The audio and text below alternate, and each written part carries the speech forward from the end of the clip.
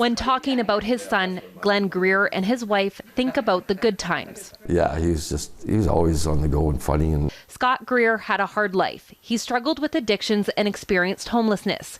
In 2019, he moved to Victoria from Edmonton. He would always be in touch somehow, right?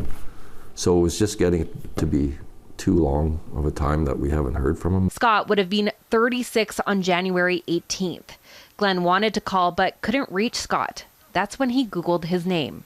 Right on the top was the missing persons that we did in 2020, that they successfully found him, and they have a little write-up on it, like the Victoria Police.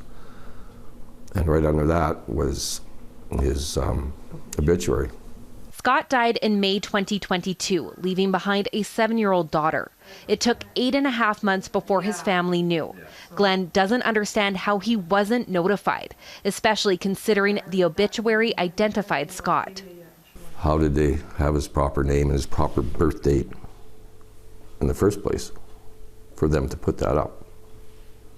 You know, so somebody had to know something. The BC Ministry of Social Development and Poverty Reduction says the coroner in Victoria contacted the public guardian and trustee about Scott's death. Despite Glen being listed as Scott's next of kin in his missing persons report, the trustee determined Scott had no estate. The ministry then took over and paid for Scott's cremation. No next of kin was ever identified. As a courtesy, the funeral home posted an obituary in hopes a family member would come across it. You're worrying all this time when I guess they could have stopped the hurt a lot sooner. Glen is left grieving and frustrated over what he calls a lack of effort for the most vulnerable. He hopes his story leads to change. You don't want to see it happen to other people. Sarah Komadina, Global News.